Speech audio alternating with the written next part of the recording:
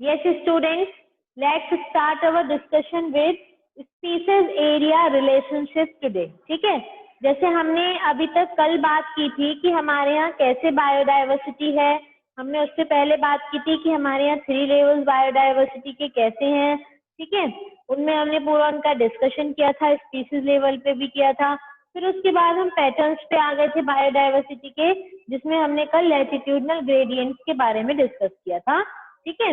यानी लैटिट्यूड्स की तरफ जब हम जाते हैं तो क्या इफेक्ट पड़ता है, कैसे पोल से इक्वेटर की तरफ जाने पे जो हमारी बायोडाइवर्सिटी है वो बढ़ जाती है, क्योंकि वहाँ टेम्परेचर सुइटेबल रहता है। और आज हम देखते हैं स्पीसीज एरिया रिलेशनशिप, ठीक है, यानी पर्टिकुलर स्पीसीज का उसकी एग्जिस्टेंस का एरिया से, कि एरिया कितना अवेलेबल है, अवेलेबल एरिया से क्या रिलेशन है, वो आज हम यहाँ देखेंगे। कि जो हम जैसे देखते हैं ना कि हमने पूरा 5 किंगडम क्लासिफिकेशन देखा, फिर हमने उसके 7 लेवल देखे, kingdom, phylum, class, order, family, division, family, genus, species, ठीक है। तो वहां जो हमने फैमिली, जीनस, स्पीसीज देखा, तो जो पर्टिकुलर स्पीसीज की एग्जिस्टेंस है उसका प्रेजेंट एरिया से, यानी उसके लिए रहने के लिए कितना एरिया है अवेलेबल है, उन दोनों का आपस में क्या रिलेशन है वो हम यहाँ देखेंगे। तो मैं आपको यहाँ एक ग्राफ दिखाती हूँ। देखिए ये है हमारा स्पीसीज एरिया रिलेशनशिप कर्व। तो यहाँ हमने देखा कि इधर हमने स्पीसीज रिचनेस रखी और इधर उसका एरिया ले लिया, ठीक है। तो जैसे जैसे मतलब ये जो लॉग स्केल हमारी रेड लाइन रिप्रेजेंट कर रही है, वो ये रिप्रेजेंट कर रही है कि जैसे जैसे एरिया बढ़ेगा वैसे वैसे स्पीसीज रिचनेस बढ़ती जाएगी, यानी स्पीसीज की वैरायटी और स्पीसीज की एग्जिस्टेंस बढ़ती जाएगी, ठीक है। तो यहाँ हमने देखा कि जब हमने एक्सटेंसिव एक्सप्लोरेशन देखा वाइल्डरनेस का, साउथ अमेरिकन जंगल्स में जो वाइल्ड एनिमल्स हैं या वाइल्ड प्लांट्स की एग्जिस्टेंस है, हम उसकी बात कर रहे हैं।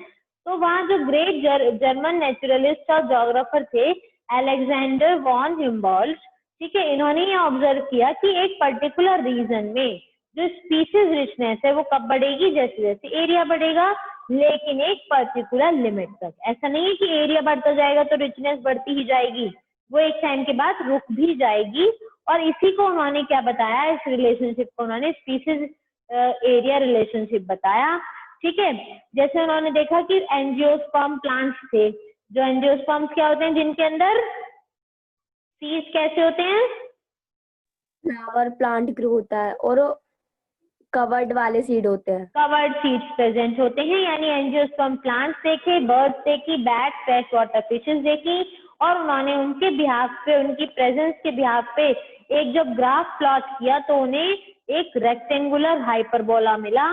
तो लॉगरिथमिक स्केल पे, यानी उन्होंने यहाँ पर मैथमेटिकल रिलेशनशिप के थ्रू, लॉग स्केल के थ्रू हमें इस रिलेशनशिप को एक्सप्लेन करने की कोशिश की, और उन्होंने बताया कि जो लॉग एस होगा वो log C plus Z log A के बराबर होगा, जिसमें एस का मतलब क्या है, स्पीसीज रिचनेस। यानी जो स्पीसीज रिचनेस है वो किस पे डिपेंड कर रही है, एरिया पे। जेड तो इसका स्लोप हो गया, ए इसका एरिया हो गया, ठीक है। वाई इंटरसेप्ट हो गया, सी जो है वो हमारा इंटरसेप्ट है, क्योंकि हमें जब भी हम लॉग को रिप्रेजेंट करते हैं तो वहां हमें वाई एक्सिस पे जो हमने लिया है उसको हम वाई इंटरसेप्ट के नाम से जानते हैं, ठीक है।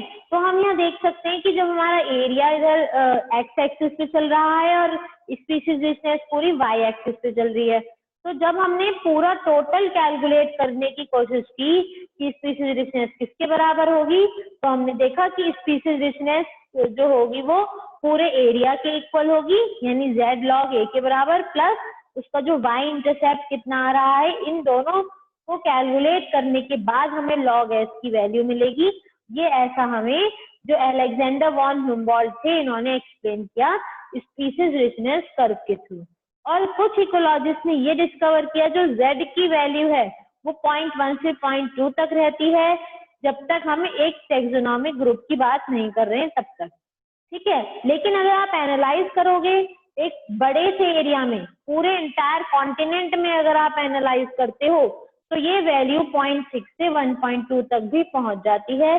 जैसे फ्रूगीवोरस यानी फ्रूट ईटिंग बर्ड्स की और मैमल्स की जब हमने स्पीसीज रिचनेस देखी किसी पर्टिकुलर ट्रॉपिकल फॉरेस्ट में या कॉन्टिनेंट में, तो स्लोप की वैल्यू यहाँ पे 1.15 आई, यानी जो स्लोप था वो 0.1 और 0.2 के बीच में एग्जिस्ट नहीं कर रहा था, वहाँ स्लोप बहुत ही ज्यादा स्टीप स्लोप आया, जिससे हमें ये पता चला कि एरिया बढ़ने से, यानी यहाँ हम देख रहे हैं किसका, बर्ड्स का और मैमल्स का रिलेशन देख रहे हैं, ट्रॉपिकल फॉरेस्ट में देख रहे हैं, ठीक है, उनकी एग्जिस्टेंस जितनी भी होगी बर्ड्स की, वो उतनी ज्यादा तेजी से क्या कराएंगी, पॉलिनेशन कराएंगी, प्लांट्स की एग्जिस्टेंस बढ़ जाएगी, जिससे कि मैमल्स की एग्जिस्टेंस पे भी डायरेक्टली हमें इफेक्ट देखने के लिए मिलेगा। यहाँ आपका क्वेश्चन है कि वाई इंटरसेप्ट एक्चुअल में क्या है। जब हम ज्योमेट्री की बात करते हैं तो ज्योमेट्री में हमारे पास एक एक्स एक्सिस होती है, एक वाई एक्सिस होती है, ठीक है, ये एक्स एक्सिस है और ये हमारी वाई एक्सिस है, ठीक है। जब एक्स एक्सिस और वाई एक्सिस हमने देखा तो एक कॉमन कन्वेंशन आता है हॉरिजॉन्टल एक्सिस पे जो एक्स वेरिएबल रिप्रेजेंट कर रहा है, और जब हम एक वर्टिकल एक्सिस पे वाई एक्सिस पे देखते हैं तो उसको हम वाई इंटरसेप्ट या वर्टिकल इंटरसेप्ट कहते हैं, ठीक है। तो वाई एक्सिस पे जो वाई इंटरसेप्ट है वो क्या है, एक ऐसा पॉइंट है जहां पर जब हम ग्राफ को प्लॉट करना स्टार्ट करते हैं, जिस जगह पे वाई एक्सिस पे वो पॉइंट लाई कर रहा है उसको वाई इंटरसेप्ट कहेंगे, और जहां वो एक्स पे लाई कर रहा है तब आप उसको एक्स इंटरसेप्ट कहेंगे, ठीक है।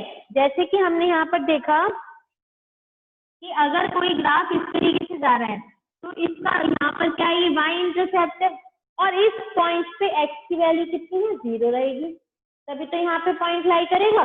जब हम मैथ्स का ग्राफ प्लॉट करते हैं, अगर हमारे पास वैल्यू है 2,3, तो हमें पता है कि एक्स की वैल्यू होती है और ये वाई की वैल्यू होती है, तो हम 2 यहाँ पर ले लेंगे, ठीक है, ये पॉइंट हो गया, और यहाँ 1, 2 और 3 ले लेंगे वाई एक्सिस पे, तो हमारा ग्राफ यहाँ आके प्लॉट हो जाएगा इस तरीके से, ठीक है। लेकिन जब हम वाई इंटरसेप्ट की बात कर रहे हैं केवल, तो हम नेचुरली ये जान जाएंगे कि हाँ वैल्यू 0, समथिंग कुछ भी हो सकती है, 1, 2, 3 हमने ले लिया, तो ये हो गया 1, 2 और ये 3 हो गया, तो इससे हमें पता चल गया कि ये एक्स एक्सिस की वैल्यू 0 है और 3 हमारा वाई एक्सिस पे लाई कर रहा है, यानी हम यहाँ पर केवल वाई एक्सिस का ही डिस्कशन जब करते हैं तब आप उसको वाई इंटरसेप्ट बोलते हैं, और हमें पता है कि स्पीशीज रिचनेस का डिस्कशन हमारा वाई एक्सिस पे जा रहा है क्योंकि एक्स एक्सिस पे हमारा एरिया प्लॉट हुआ था।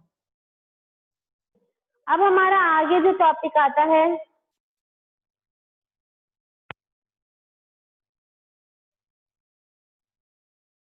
देखिए अब हमारा टॉपिक है the importance of species diversity to the ecosystem, यानी एक पर्टिकुलर इकोसिस्टम में स्पीशीज डाइवर्सिटी की एक्चुअल में इम्पोर्टेंस क्या है, क्यों इम्पोर्टेंस, मतलब जो स्पीशीज की डाइवर्सिटी है उसकी एग्जिस्टेंस क्यों है, और उसकी एग्जिस्टेंस का क्या इफेक्ट पड़ता है हमारे इकोसिस्टम पे। तो हम यहाँ देखेंगे कि जब हम नंबर ऑफ स्पीशीज की बात करें किसी भी कम्युनिटी में, तो उसका बहुत बड़ा एक मैटर, मतलब वो इम्पोर्टेंट है और उसका इफेक्ट पड़ता है हमारे पूरी इकोसिस्टम की फंक्शनिंग पे, ठीक है।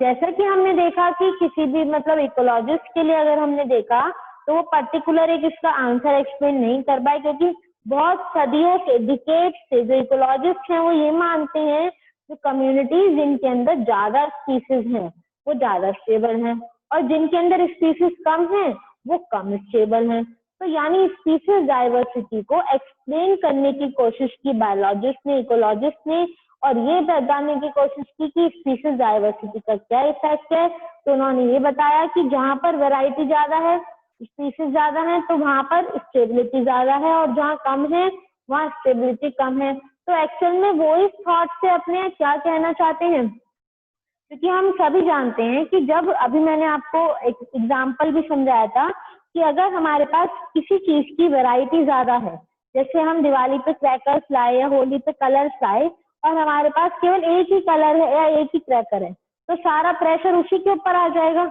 लेकिन अगर हमारे पास वैरायटी है तो कभी हम फुलझड़ी जलाने की कोशिश करेंगे या कभी हम रखनी जलाने की कोशिश करेंगे, यानी हमारा जो थॉट्स है, हमारा जो माइंड है वो अलग अलग कॉन्सेप्ट्स के ऊपर रुकने की कोशिश करेगा। तो यही इफेक्ट होता है हमारी डाइवर्सिटी जितनी ज्यादा होगी, जितनी ज्यादा वैरायटी होगी, स्पीशीज डाइवर्सिटी ज्यादा होगी, उतना स्टेबल हो जाएगा, क्योंकि एक चीज के ऊपर प्रेशर नहीं आएगा और वो आसानी से खत्म नहीं होगी। हाँ, सभी चीजों की इक्वली ध्यान दिया जाएगा। ठीक है,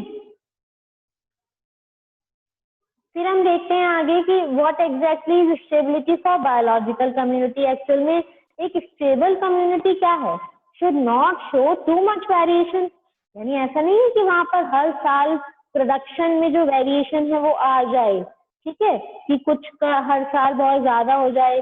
तो यहाँ पर वो स्टेबल कम्युनिटी का मतलब क्या है कि या तो वो रेजिस्टेंट हो, झेलने लायक, या रिसाइलेंट हो, ओकेजनल डिस्टरबेंसेस का उसके ऊपर इफेक्ट ना पड़े, ठीक है, और वहां पर कोई एलियन स्पीसीज का इन्वेजन ना हो। इसका मतलब क्या है कि मान लीजिए कि हमारे यहाँ कोई क्रॉप फील्ड था, हमने उस क्रॉप फील्ड में बहुत सारी अलग अलग क्रॉप्स लगाई हुई, व्हीट, राइस और शुगर केन, सब चीज लगाई हुई है हमने। अब अगर उस जगह पर मतलब एक हमारा बैलेंस बना हुआ है, एक हमने पर्टिकुलर एरिया डिवाइड किया हुआ है, क्योंकि सभी को वाटर कंटेंट अलग चाहिए, ठीक है, moisture content, water content, sunlight content, manure, fertiliser, सब चीजों का सभी क्रॉप्स के लिए अलग अलग होता है। ठीक है, अब हमारे पास जैसी वैरायटी है, हमने अपने आप को उस हिसाब से सेट किया हुआ है, और हमारे स्पीशीज रिचनेस के साथ साथ स्टेबिलिटी भी है कि हमारे को जो हमें वहां से प्रोडक्टिविटी मिल रही है वो हर साल लगभग कांस्टेंट मिल रही है। ऐसा कब तक होगा, जब तक वहां पर कोई फॉरेन पार्टिकल नहीं आ जाता। अब जैसे इन्वेजन हो जाता है, यानी कोई एलियन स्पीसीज आ जाता है वहां पर, इन्वेड कर जाता है उस जगह पर, वीड्स आ जाते हैं, या कोई भी ऐसा क्रॉप प्लांट ग्रो कर जाता है वो जो अंदर ही अंदर सारा फर्टिलाइजर एब्जॉर्ब कर ले, या उस सॉइल की फर्टिलिटी खत्म कर दे, वाटर एब्जॉर्ब कर ले, किसी भी टाइप का अगर उसने क्या कर दिया, वहां पर डिस्टरबेंस क्रिएट कर दिया, तो वहां की जो हमारी एक बैलेंस बना हुआ था वो पूरा डिस्टर्ब हो गया, और उस डिस्टरबेंस की वजह से वहां की पूरी रिचनेस खराब हो गई। तो ये नहीं है कि इसलिए वहां पर क्या है कि वो ऐसी स्पीसीज जो रेजिस्टिव हो, यानी उसके ऊपर इकोसिस्टम की चेंजेस का या इन्वेजन का इफेक्ट ना पड़े, तब हमारी स्पीशीज रिचनेस का बैलेंस बनता है। ठीक, अब जैसे हमने यहाँ पर देखा कि we do not know how these attributes are link, मतलब इनका हमारी कम्युनिटी से क्या लिंक है। तो डेविड टिलमैन आए और उन्होंने long term ecosystem experiment perform किए और टेंटेटिव आंसर्स यानी अप्रोक्सीमेट आंसर्स निकाले। तो टिलमैन ने जब प्लॉट बनाया अलग अलग स्पीसीज का, ठीक है, तो उन्होंने देखा कि ईयर टू ईयर वेरिएशन कम मिला हर साल, मतलब कांस्टेंट बायोमास किसी पर्टिकुलर जगह पर मिला। और उन्होंने अपने एक्सपेरिमेंट से ये भी शो किया कि जैसे जैसे डाइवर्सिटी बढ़ी, प्रोडक्टिविटी भी बढ़ी, क्योंकि इंटरडिपेंडेंसी कम हो गई, एक ही चीज पे निर्भर करने चीजें बंद हो गई, सब चीजों पे अलग अलग इनकी डिपेंडेंसी बढ़ गई। और उन्होंने ये भी अंडरस्टैंड करा, we may not understand completely how species richness contribute, यानी अगर हम ये देखते हैं कि स्पीशीज रिचनेस का हमारी इकोसिस्टम का, हमारी वेलबींग पे या पर्टिकुलर एक पर्सन पे क्या इफेक्ट करता है, तो उन्होंने ये देखा कि जो रिच बायोडाइवर्सिटी है वो एसेंशियल नहीं है इकोसिस्टम की हेल्थ के लिए, लेकिन जो सर्वाइवल है, ह्यूमन रेस की सर्वाइवल है इस प्लैनेट पे, वहां पर स्पीशीज रिचनेस और डाइवर्सिटी बहुत ही जरूरी है। अगर हम देखते हैं कि जो हमारी स्पीशीज है, तो अगर वो खो रही हैं अलार्मिंग पेज पे, यानी बहुत खतरनाक स्टेज पे पहुंच चुका है, और जल्दी जल्दी से हमारे यहाँ की कुछ स्पीशीज एक्सटिंक्ट होती जा रही हैं, जैसे कि वेस्टर्न घाट्स पे देखा हमने ट्री फ्रॉग्स थे, उनकी जो स्पीशीज थी वो हमेशा के लिए खत्म हो गई। तो हमारी लाइफ पे क्या इफेक्ट पड़ेगा, तो हम देख सकते हैं, अगर सोचो कि हमारे यहाँ 20,000 की जगह केवल 15,000 स्पीशीज हो आंट्स की, तो क्या इफेक्ट पड़ेगा। तो इन सब चीजों का इनडायरेक्ट इफेक्ट हम लोगों से जुड़ा हुआ है, यानी हमारी लाइफस्टाइल पे इनका इनडायरेक्टली कहीं ना कहीं इफेक्ट पड़ेगा।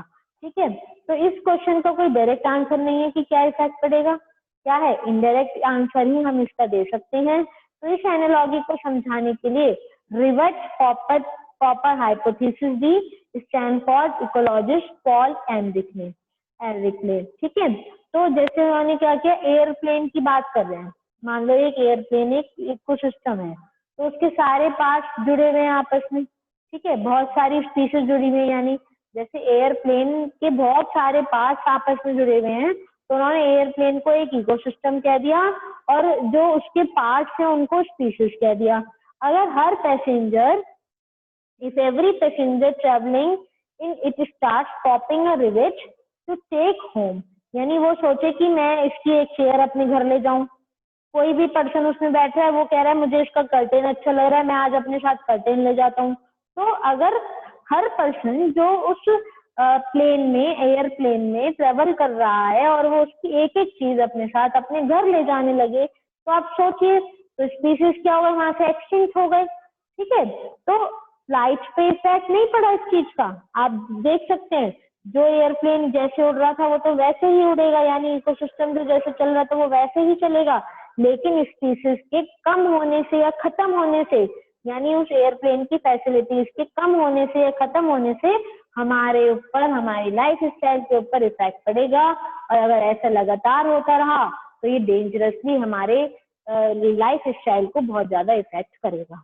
ठीक है, तो लॉस ऑफ रिवेट्स, यानी जैसे हमने मान लो अब एक पर्सन को उसके पंख अच्छे लग गए कि हम एयरप्लेन के विंग्स ही ले जाएं और कुछ तो बचा नहीं है, तो आप सोचो तब तो वो खत्म होना ही है ना।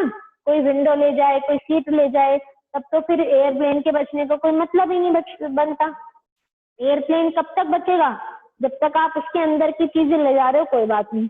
अब किसी का एक दिन मन कर गया बाहर की चीज ले जाने का भी, उसके विंग्स ले जाने का भी, तब उसको हम कहेंगे कि अब वो कंप्लीटली डिग्रेड हो गया। ऐसा कब हुआ, लेकिन जब धीरे धीरे उसकी इंटरनल थिंग्स कम हुई और एक्सटर्नल वो फिर खुद ही खत्म हो जाएगा। तब हम इसको आप क्या कहेंगे, importance of species diversity to the ecosystem, यानी स्पीशीज की जो वैरायटी है इकोसिस्टम के ऊपर उसका बहुत बड़ा इफेक्ट होता है। ठीक, नेक्स्ट हमारा टॉपिक आता है लॉस ऑफ बायोडाइवर्सिटी। ठीक, यानी बायोडाइवर्सिटी का जो लॉस है उसका कैसे लॉस हो रहा है या हम उसको कैसे रोक सकते हैं। तो it is caused by over population, बहुत ज्यादा पॉपुलेशन बढ़ने की वजह से हमारी बायोडाइवर्सिटी खत्म हो रही है, या अर्बनाइजेशन, शहरीकरण ज्यादा होने की वजह से। ठीक है, इंडस्ट्रियलाइजेशन, आधुनिकीकरण, मशीनीकरण, यानी मशीन्स का ज्यादा लगना, इंडस्ट्रीज का ज्यादा लगना, इस सब का बहुत तेजी से हमारी बायोडाइवर्सिटी पे इफेक्ट पड़ता है। जैसे जैसे कॉलोनाइजेशन हो रहा है, जैसे पैसिफिक आइलैंड की तरफ भी इंसान पहुंच गया रहने, तो वहां पर एक्सटिंक्शन हो गया, 2000 से ज्यादा नेटिव बर्ड्स गायब हो गए। जहाँ इंसान पहले नहीं रहता था अब सब जगह रहने लगे। 15,500 स्पीसीज जो हैं पूरी दुनिया से अब तक एक्सटिंक्ट हो चुकी हैं। मतलब सभी एनिमल्स और प्लांट्स की मिक्स करके क्वांटिटी निकाली गई है, जो IUCN है, international union for conservation of nature and natural resources. IUCN ने रेड लिस्ट बनाई 2004 में। रेड का मतलब क्या होता है, खतरे का निशान। तो उन्होंने ऐसे स्पीसीज की लिस्ट तैयार करी जो अब खतरे में है, जिनकी प्रजाति जो एक्सटिंक्ट होने के बिल्कुल स्टेज पे पहुंच चुके हैं। और उन्होंने बताया कि जिसमें 784 स्पीसीज हैं जो एक्सटिंक्ट हो चुके हैं, जिसमें से 338 वर्टिब्रेट, 359 इनवर्टिब्रेट, 487 प्लांट्स हैं जो पिछले 500 साल में हमारी अर्थ से एक्सटिंक्ट हो चुके हैं। तो प्रेजेंटली अगर हम देखें तो 31% जिम्नोस्पर्म, 32% एम्फीबियन, 12% बर्ड स्पीसीज और 23% मैमल्स हैं जिन्होंने इस एक्सटिंक्शन को फेस किया है, यानी वो अभी इस एक्सटिंक्ट हो चुके हैं। ठीक, कुछ रिसेंटली एक्सटिंक्ट स्पीसीज हैं, जैसे डोडो एक बर्ड है, ठीक है, मॉरिशस की, क्वागा अफ्रीका की, थाईलैकाइन ऑस्ट्रेलिया, कैला सीकाओ है रशिया की, और 3 टाइगर स्पीसीज है जिनका नाम है बाली, जावा और कैस्पियन। ये हमारे स्पीसीज जो एक्सटिंक्ट हो चुके हैं उनकी एक लिस्ट है। और लास्ट पिछले 20 साल में 27 प्रजाति हैं जो हमारी अर्थ से डिसअपियर हो गई हैं। ठीक है, और 5 एपिसोड्स हुए हैं मास एक्सटिंक्शन के। मास एक्सटिंक्शन का मतलब क्या है, बहुत बड़े लेवल की पॉपुलेशन का एक साथ गायब हो जाना। ठीक है, जिसमें से 6 एक्सटिंक्शन अब हो रहा है एट प्रेजेंट जो चल रहा है, और यहाँ पे 100 से 1000 गुना तेजी से वो चल रहा है एक्सटिंक्शन। ठीक है, अब अगर ये एक्सटिंक्शन यानी लॉस ऑफ बायोडाइवर्सिटी लगातार चलता रहा, जैसे हो रहा है, तो हमारी लाइफस्टाइल पे इसका क्या इफेक्ट पड़ेगा। तो प्लांट प्रोडक्शन कम हो जाएगी, डिक्रीज इन प्लांट प्रोडक्शन, और less resistant to environmental disturbances such as drought, यानी सूखा पड़े अगर, तो हम उस सिचुएशन से खुद को आसानी से बाहर नहीं निकाल सकते, क्योंकि हमारे पास इतनी टेंडेंसी ही नहीं है। ठीक है, फिर है increase variability in ecosystem processes like plant productivity, water use, paste and disease cycle. ये सब वेरिएबिलिटी जो है, ये सब चीजें बहुत तेजी से इंक्रीज हो जाएंगी अगर बायोडाइवर्सिटी का लॉस होता है तो। देखिए अब है हमारे पास कॉजेज ऑफ बायोडाइवर्सिटी लॉसेस, यानी जो बायोडाइवर्सिटी लॉस हो रही है इसके क्या कारण है। पहला क्या है, हैबिटेट लॉस, यानी हमारे जो स्पीशीज की रहने की हैबिटेट है, जहाँ वो रहते हैं, उसका खत्म हो जाना। जब हैबिटेट खत्म हो जाएगा तो स्पीशीज अपने आप खत्म हो जाएगी, क्योंकि उसे सुइटेबल टेम्परेचर, सुइटेबल एनवायरनमेंट नहीं मिलेगा। या फ्रेगमेंटेशन हो जाना, यानी डिवाइड हो जाना। कोई पर्टिकुलर एरिया को हमने काट के रोड बना दी बीच में, तो एक जंगल के दो हिस्से हो गए ना, बीच में से रोड निकल गई। फिर हम कहते हैं कि उस जगह पे आज तेंदुआ आ गया, या टाइगर आ गया, या शेर निकल गया, या चीता निकल गया। वो एक्चुअल में क्या है, वो हमारे एरिया में नहीं आए, हमने उनके एरियाज में से रोड बना दी, और सारे फॉरेस्ट का डिवीजन कर चुके हैं हम, रोड्स बना के डेवलपमेंट करके अपने लिए, और इस वजह से उनका हैबिटेट लॉस हो रहा है, और उनके एरियाज के फ्रेगमेंटेशन की वजह से बायोडाइवर्सिटी बढ़ रही है। ठीक है, नेक्स्ट है ओवर एक्सप्लॉयटेशन, किसी भी चीज को ज्यादा, जैसे हम गाय चराने गए, हमारी गाय हैं उनको हम चराने गए, या हमारे पास बकरी हैं उनको हम चराने गए, और वो पर्टिकुलर किसी एरिया में गई और उन्होंने वहां की सारी घास खा ली, तो उससे क्या होगा, सॉइल इरोजन बहुत तेज हो जाएगा। सॉइल इरोजन बढ़ते ही क्या होगा, बहुत तेजी से इंक्रीज होती, वहां की सारा जो ह्यूमस है, टॉप सॉइल है, फर्टाइल लेयर है, वो सब खत्म हो जाएगी। ठीक है, और उसका ओवर एक्सप्लॉयटेशन हम उसको कहते हैं। ठीक है, लालच, यानी कुछ जैसे हम कहीं पे गए और वहां से कोई पर्टिकुलर चीज हमने ली, अब हमारी गाय भैंसों ने कोई चारा खाया और वो भूख में, या उनको ये लगा कि पता नहीं आगे मिले ना मिले, और वो ज्यादा उसको खा लेती हैं, तो ऐसे केसेस में ओवर एक्सप्लॉयटेशन उसको हम कहते हैं। और एलियन स्पीसीज इन्वेजन, यानी फॉरेन स्पीसीज का उस पर्टिकुलर एरिया के अंदर आके और जगह बना लेना अपनी, और जो एग्जिस्टिंग स्पीसीज हैं वहां पर, वो वहां से खत्म कर देगी। जैसे इसका सबसे बढ़िया एग्जांपल है वाटर हायसिंथ इकॉर्निया, ये जहां पर भी आ जाता है वहां के सारे पेड़ पौधे और जानवरों को ये हटा देता है। फिर है कोएक्सटिंक्शन, यानी डिपेंडेंसी, अगर एक बटरफ्लाई मरी तो पेड़ मर जाएगा। रीजन क्या है, पॉलिनेशन ही नहीं होगा। ठीक है, आगे की प्रोडक्शन ही नहीं होगी। तो ये है इसके लॉस ऑफ बायोडाइवर्सिटी के कॉजेस।